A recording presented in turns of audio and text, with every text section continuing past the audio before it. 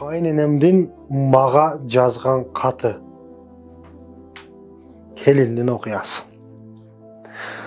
Мен сіздерге bir нерсени эске алып коюңуздарды айтар элем, суранар элем. Мен көпчүлүк учурда бирөөлөрдүн жашоосунан окуяларды алып, анан ошол нерсени сиздерге жеткирип атам.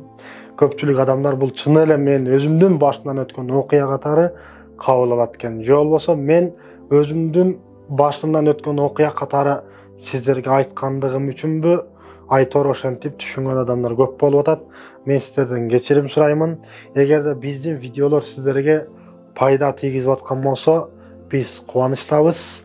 Ал эми кээ бирки түшүнбөстүктөр болсо, кечирим сурайбыз. Биздин бул окуя кайненемдин мага жазган каты деген келиндин окуясы боюнча. Мен турмушка чыккандан бери кайненем мага күн көрсөтпөйт. Күндө аны айтат, муну айтат. Bir iş кылсаң келип киришип алат. Аны жасасаң тактап айтканда артымдан аңдып эле турат. Эмне кылбайын артыңдан келип, андай кылып атасыңбы, мындай кылып атасыңбы деп эле жемелеп кирет. Чыдадым. Арадан 3 жыл өттү. Албетте биз тарапта паланчынын кызы ажырашып келиптир. Ай, паланчынын кызы ажырашыптыр деген сөз өлүмдөн катуу нерсе.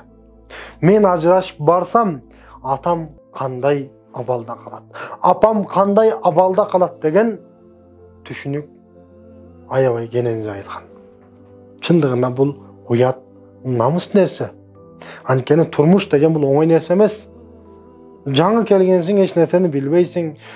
Кээ бирки кайненелер үйрөткөндүн ордуна ошентип жемелеп аңдып турат. Кээ бирки кайненелер өзүнүн кызы сыяктуу кабыл алып, билбегенин үйрөткөндөр дагы жок эмес. Ошентип мен кайненем ушунтты.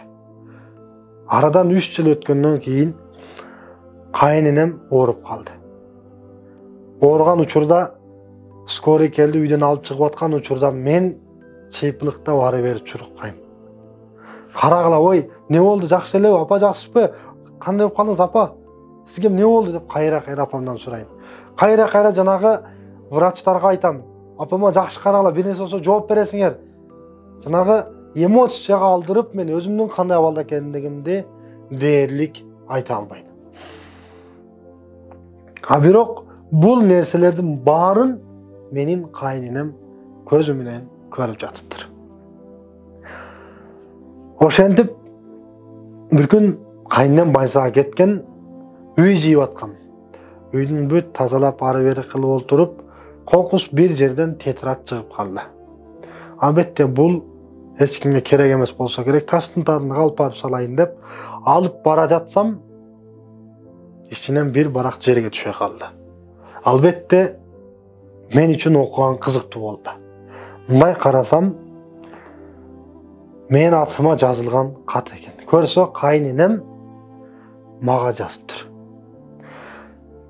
Кызым, кечирим сурайм сенден. Чындыгында менин сага кылып аткан мамилелерим атайылап болчу. Мен атайын кылат элем. Бирок мен сени чындыгында жакшы көрөм. Мен келин кезимде менин кайненем ушунчалык мага кордук көрсөткөн, эртең мен дагы келин алсам, келиниме ушунчалык кордук көрсөтөм деген өчөшүү бар болчу. Ошол нерсенин себебинен мен сага ушунчалык кордук көрсөттүм. Жата калса жанагында баламдын машинесинин күлүчүн катып койгондагы мен элем.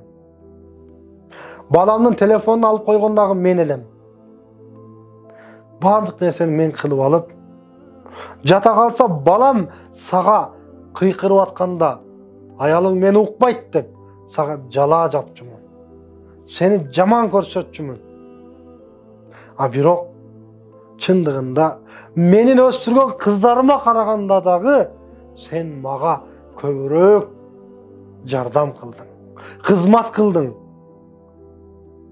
Мен сенин астыңда кечирим сурашым керек. Мен сенин астыңда күнөөлүүмүн.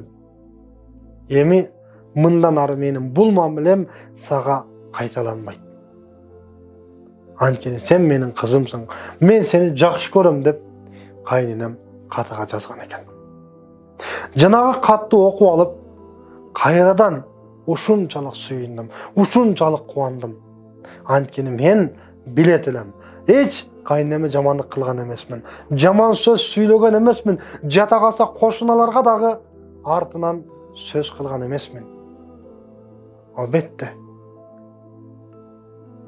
мунун аягы жакшылык менен бүтөрүнө ишенчүлөм. Ошентип кайненем дагы больницадан чыгып келди. Анан ошентип кайненем келгенден кийин чын эле мамилеси аябай өзгөрдү. Таптакыр өзгөрдү. Жанагы катында кандай жазган болсо, дал ошол сыяктуу өзгөрдү. Анан жанагы каттын астына мен апаке мен сизди жакшы көрөм. Баары сиз үчүн деп жазган болчумун. Бир күн ошол апам больницадан чыгып келгенден кийин жанагы катты окуп турганына көзүм түшүп калды. Ошол учурда мен сыртта терезенин астында эшик чыпырып аткан болчумун. Апамдын жанагы катты окуп жылмайганын көрдүм дагы мен аябай кубандым. Ошодон бери биз бактылуу жашайбыз. Албетте бүгүнкү күндө мындай кайненелер дагы жок эмес. Айтар элем урматтуу жеңелер, демек сиздердин дагы кайнелериңиздер ушундай мамиле кылып аткан болсо, билип коюңуздар, сиздерди жакшы көрөт. Болгону бир аз сиздерге жакшы көрүүсүн айта албай, ушундай мамиле кылып жаткандыр.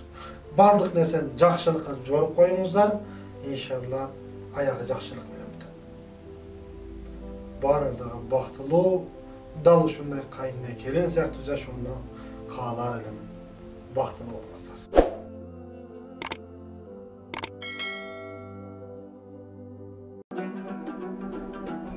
Assalamu alaikum урматтуу достор, мен бүгүн өзгөчө жерде турам. Likephone дүкөнү. Likephone дүкөнү бул телефондор дүкөнү. Азыр баарыбыз жактырууну жакшы көрөбүз. Like бул жактыруу, жакшы көрүү. Ошондой эле азыркы заманда биз телефонду жактырабыз. Анын ичинен iPhone телефонун аябай сүйгөндөр, жакшы көргөндөр бар. А сиздер балким акчаңыздар жок болуп кыйналып атасыздар. А сиздерге бул жак сонун мүмкүнчүлүк түзүп берип атат. Биринчиден, шарияттын негизинде принциби менен 6 айга бөлүп төлөө мөөнөтү, ошондой эле 20%дан 40%га чейин бар. Жаш эч кандай чектелбейт, 65 жашка чейин, 18 жаштан 65 жашка чейин. Болгону паспорт керек, башка эч кандай документтердин кереги жок. Бул жакка келиңиздер, сиздерди күтөбүз. Биздин адрес ГУМдун сыртында жайгашкан, мындайча айтканда, KFC дүкөнүнүн жанында.